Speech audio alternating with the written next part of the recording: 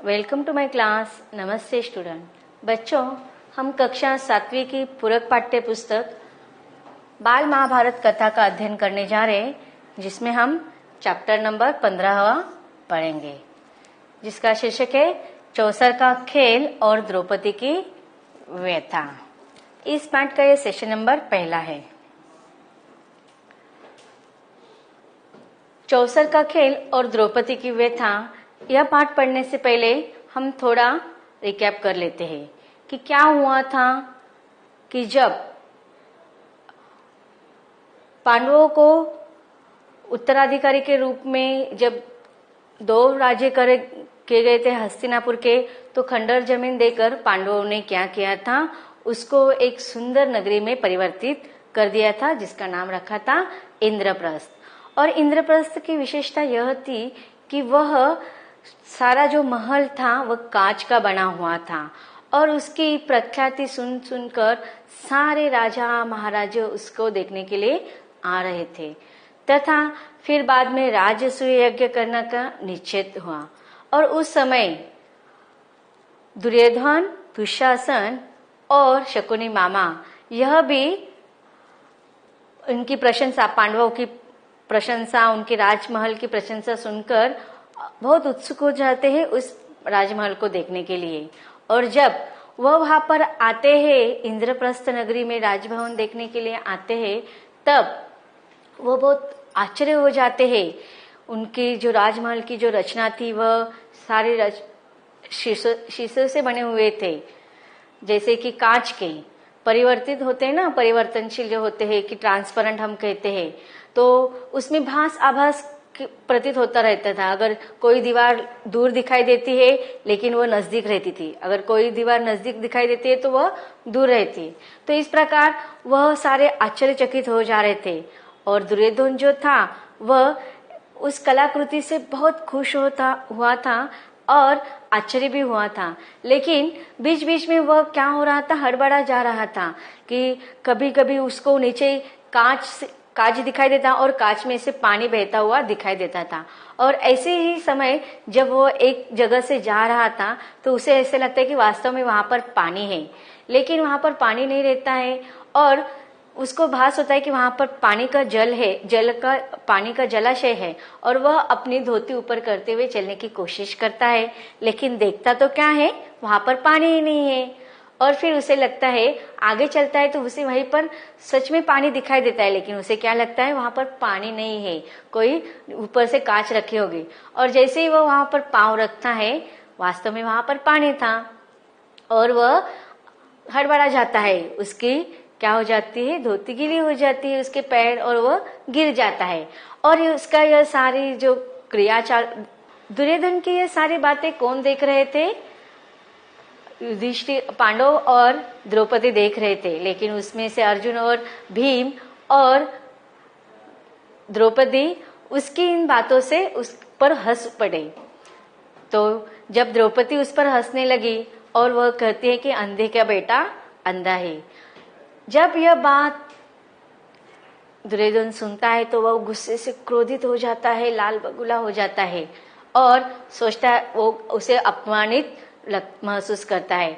और वह उस समय सोचता है कि इस अपमान का मैं बदला कभी ना कभी लूंगा। और इस प्रकार वो राजसूय यज्ञ तथा राजभवन को देखकर वह अपने महल वापस आ जाता है। लेकिन जब वो वापस आता है तो अपने साथ मन में अपमान की भावना लेकर आता है और फिर गुस्सा हो जाता है। और जब शकुनी मामा आता है तो दोनों में वार्तालाप होती है।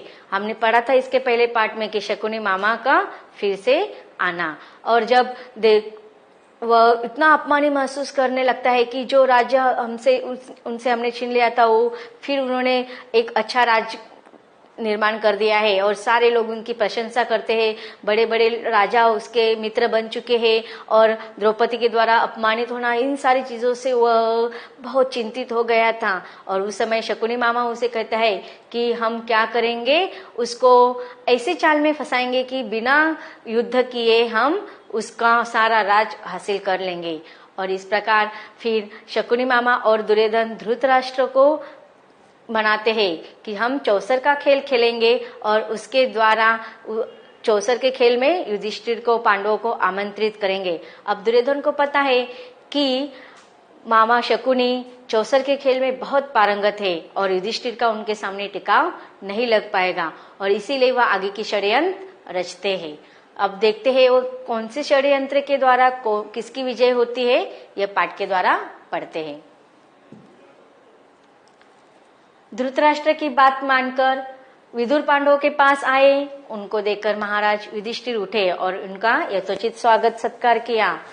विदुर आसन पर बैठे हुए शांति से बोले, हस्तिनापुर में खेल के लिए एक सभा मंडप बनाया गया है जो तुम्हारे मंडप के समान ही है।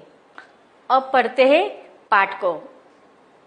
धृतराष्ट्र की बात मानकर विदुर पांडवों के पास आए। उनको देखकर महाराज युधिष्ठिर उठे और उनका यथोचित स्वागत सत्कार किया। अब धृतराष्ट्र की कौन सी बात विदुर ने मान ली थी और पांडवों को बुलाने के लिए आए थे कि धृतराष्ट्र ने उनको बोला था कि हम क्या करेंगे, चौसर का खेल खेलेंगे और उसके लिए पांडवों को आमंत्रित करने के लिए तुम्हें जाना है। जैसे विदुर वहां पर आता है, युधिष्ठिर उनका स्वागत करता है और विदुर आसन पर बैठते हुए शांति से बोलते हैं, हस्तिनापुर के खेल के लिए एक सभा मंडप बनाया गया है जो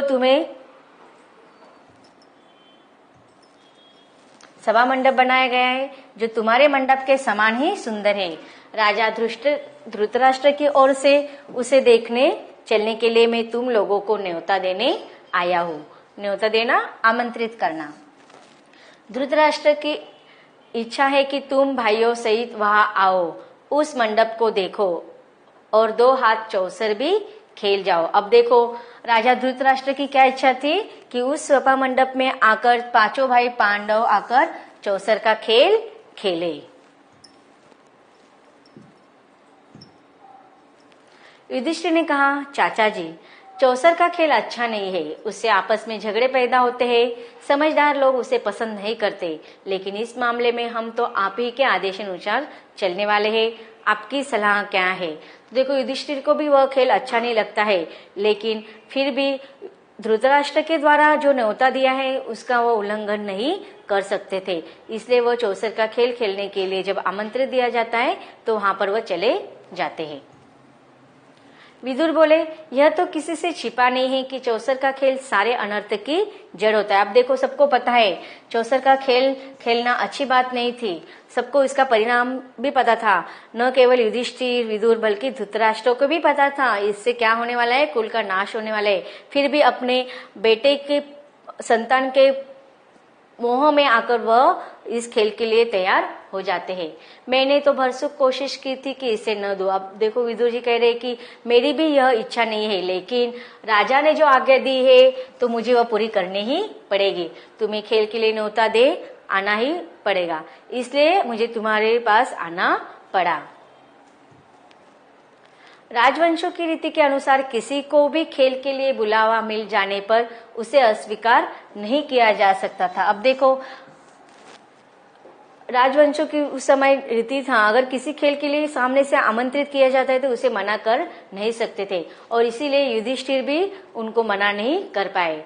इसके अलावा युधिष्ठिर को डर था कि कई खेल में जाने से धृतराष्ट्र को अपना अपमान न समझे और यही बात कई लड़ाई का कारण न बन जाए। अब देखो युधिष्ठिर को क्या डर था, एक तो अगर सामने से कोई आमंत्रित करता है किसी खेल के लिए तो उसे मना नहीं कर सकते थे, मना नहीं किया जा सकता था, और दूसरा उसे ऐसे लगता था अगर इस खेल के लिए मैं मना कर देता तो इसे धृतराष्ट्र को उनका अपमान लगेगा और फिर आगे चलकर लड़ाई का एक कारण बन सकता है। और इन्हीं सभी विचारों से प्रेरित होकर समझदार युधिष्ठिर ने न्योता को स्वीकार कर लिया, यद्यपि विदुर ने उन्हें चेता दिया, अर्थात सावधान भी कर दिया। युधिष्ठिर अपने परिवार के साथ हस्तिनापुर पहुंच गए। नगर के पास ही उनके लिए एक सुंदर विश्राम गृह बन गया। वहां ठहरकर उन्होंने आराम किया। अगले दिन सुबह नहा धोकर सभा मंडप में पहुंचे। कुशल समाचार पूछने के बाद शकुनी ने कहा, युधिष्ठिर, खेल के लिए चौपट बिछा हुआ है, चलिए 2 खेल ले।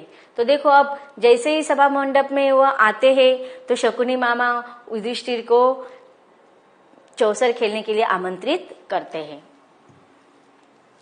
युधिष्ठिर बोले, राजन, यह खेल ठीक नहीं है, बाजी जीत लेना कोई साहस का काम नहीं है। जुआ खेलना धोखा देने के समान ही। तो देखो अब ये चौसर का खेल को ही हम क्या कहते हैं, जुए का खेल। तो यह खेल में क्या होता है, धोखे का काम ज्यादा होता है और इसमें जितना कोई साहसिक कार्य नहीं होता है। युधिष्ठिर उनको मना करते हैं। आप तो यह सब जानते ही हैं, वह बोला। आप भी क्या कहते हैं महाराज, यह भी कोई धोखे की बात है? हाँ, यह कहिए कि आपको हार जाने का डर लग रहा है। लेकिन अब देखो शकुनी उनको खेल के राजी करने के लिए उनको उकसाने की कोशिश कर रहा है कि क्या कहता है कि ऐसा कुछ नहीं होता है, ये जुए का खेल या चौसर का खेल कोई धोखे का खेल नहीं होता है। हाँ, वो बोलते कि युधिष्ठिर को कहते कि आपको हार जाने का डर लग रहा है, इसलिए आप खेलने से मना कर रहे हो।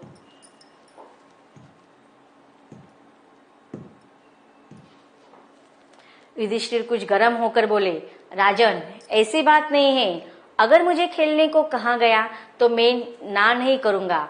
आप कहते हैं तो मैं तैयार हूँ, मेरे साथ खेलेगा कौन?